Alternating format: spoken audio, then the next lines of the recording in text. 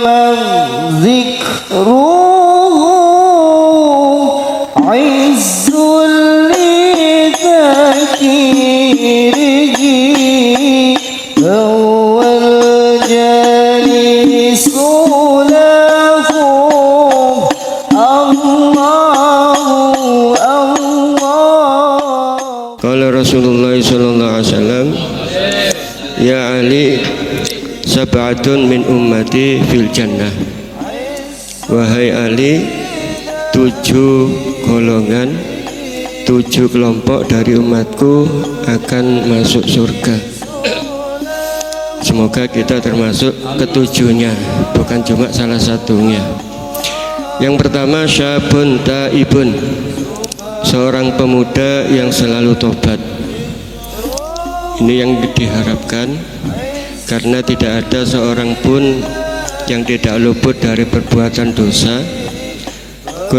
Kullu ibnu Adam khata'un, setiap anak Adam itu banyak yang melakukan kesalahan, kekhilafan, sengaja atau tidak sengaja. Wa khairul khata'in at-tawwabun, sebaik-baik orang yang salah, sebaik-baik orang yang khilaf, maka dia adalah orang yang mau tobat.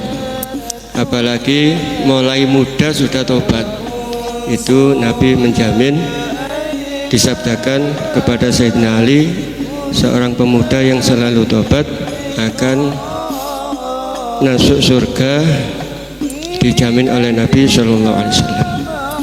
Yang kedua, waman tasaddaqa sirran.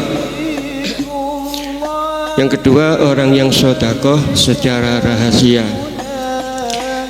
Sedekah itu fisirri wal alan, dalam rahasia atau terang-terangan, itu sama saja keutamaannya, keikhlasannya menurut hati orang yang sedekah.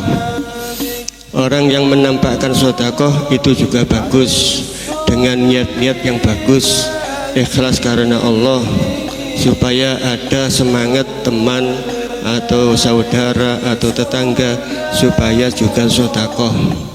Itu juga bagus dengan niat ikhlas. Apalagi orang yang sedekah dengan rahasia, itu juga sangat dianjurkan dan sangat banyak keutamaannya, termasuk salah satu 7 golongan yang mendapatkan naungan arasy Allah, yaitu orang yang sedekah dengan tangan kanannya, tangan kirinya tidak mengetahui. Maknanya sedekahnya sangat rahasia, bahkan orang yang menerima pun dia tidak tahu siapa yang memberi. Itu betul-betul sedekah yang rahasia, yang dijamin oleh Nabi akan mendapatkan surga. Yang ketiga, orang yang sholat duha. Sholat duha ini sangat istimewa. Semua nabi, mulai Nabi Adam, mereka diwajibkan sholat duha. Sampai zaman Nabi Muhammad, sebelum mendapatkan sholat 5 waktu, beliau mendapatkan kewajiban sholat pagi dan sore, yaitu sholat duha. Sampai Nabi bersabda, setiap setiap persendian itu setiap pagi harus disodakoi. Setiap ucapan alhamdulillah itu juga sodakoh, berarti termasuk mensodakoi setiap sendi. Setiap takbir baca Allahu Akbar juga itu berupa sodakoh. Ucapan baik itu juga sodakoh.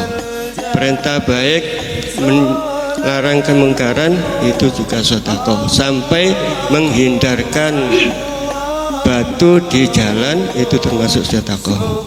Nabi bersabda, cukup untuk memenuhi persendian kita setiap pagi, kita melakukan 2 rakaat sholat duha. Maknanya apa? Sholat duha itu sudah bisa tergolong kita membayar pajak persendian kita, yang mana jumlahnya 360 persendi. Jadi cukup. Makanya kalau orang tidak sholat duha, itu berarti kurang mensyukuri persendian. Kurang mensyukuri urusan dia. Banyak sekali fadilah-fadilah sholat duha. Yang keempat, wa man kana dhahabu malihi ahwanu alaihi min fawati sholati wahidatin ma'al imam. Seseorang yang kehilangan harta itu lebih merasa ringan daripada kehilangan satu sholat berjamaah. Maknanya kalau kita kehilangan uang 100.000 daripada tadi sholat duhur gak berjamaah, itu yang lebih susah kehilangan duhur berjamaah.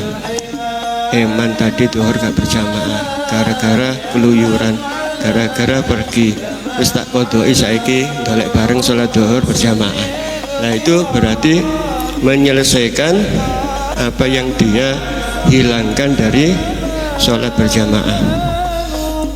Jadi orang yang merasa lebih ringan kalau kehilangan uang lebih ringan, atau kehilangan harta benda lebih ringan daripada kehilangan sholat berjamaah, itu berarti orang akan dijamin surga oleh Nabi. Makanya jangan sampai meninggalkan sholat berjamaah. Tanyakan kepada diri kita, 1 tahun ini sholat 5 waktunya gak berjamaah berapa kali? Umpama gak 1 tahun sudah, mulai puasa kemarin sampai sekarang gak berjamaahnya berapa kali? Atau 1 bulan, atau 1 minggu, atau 1 hari mulai subuh tadi sampai sekarang isya gak berjamaahnya sholat apa? Nah, itu supaya kita koreksi sendiri. Betul-betul merasa susah kalau kehilangan sholat berjamaah. Kita punya keluarga, kita punya teman, kalau kehilangan maka ajak keluarga, ajak teman untuk berjamaah. Yang kelima, waman dama'at ainahu min khasyatillah, orang yang mengalirkan air mata karena takut kepada Allah. Ini termasuk juga rajulun dzakarallahu khalian fafadat ainahu, 7 golongan yang akan mendapatkan naungan arsy Allah, yaitu seorang lelaki yang ingat kepada Allah di waktu sepi sampai dia mengalirkan air mata.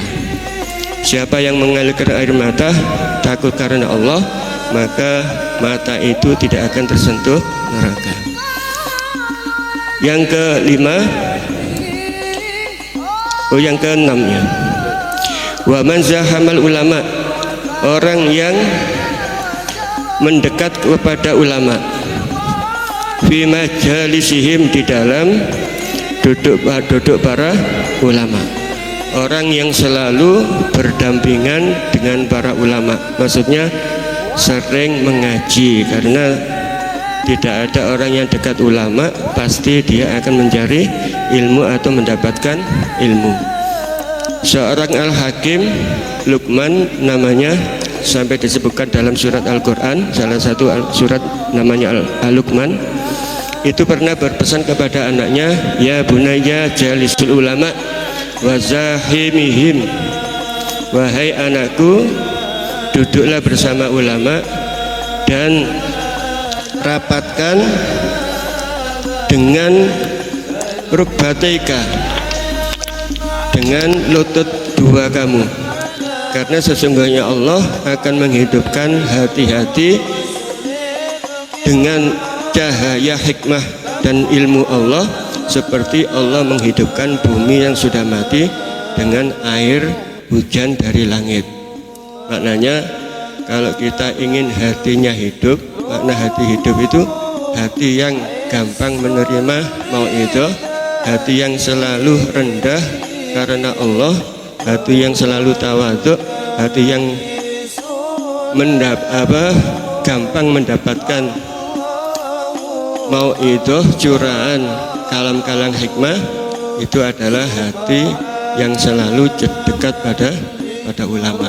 Maka kita jangan sampai menjauh dari ulama. Bahayanya di akhir zaman ada satu hadis, yafiruna anil ulama, banyak kaum itu lari dari ulama, maka mereka akan diuji ada 3. Yang pertama, diangkat barokah dari pekerjaannya. Kalau gak mau ngaji, ya otomatis pekerjaannya itu gak jelas halalnya. Kalau gak jelas halalnya, berarti ya gak murni halal, pasti penyalurannya juga sama. Harta didapat akan keluar seperti yang didapat. Kalau dari haram, kebanyakannya keluar ya ke haram. Kalau dari syubhat, kebanyakannya ya dari syubhat. Tapi kalau betul-betul dari halal murni, keluarnya nanti insya Allah ke halal murni. Maknanya pendapatannya dari barang yang baik dan mendapatkan pahala, pengeluarannya sesuatu yang baik juga mendapatkan pahala. Yang kedua akan diuji oleh Allah. Dia akan dikuasai oleh orang yang zalim, orang yang gak mau belajar jauh dari ulama. Dia akan dikuasai oleh orang zalim. Bukan hanya cuma penguasa pemerintahan, mungkin penguasa sekitar kita sendiri, entah jeragan, entah bos, entah orang yang memperkerjakan kita, itu akan mendolimi kita karena kita jauh dengan ulama. Yang ketiga, dikhawatirkan mati tidak membawa iman. Na'udzubillah min dzalik.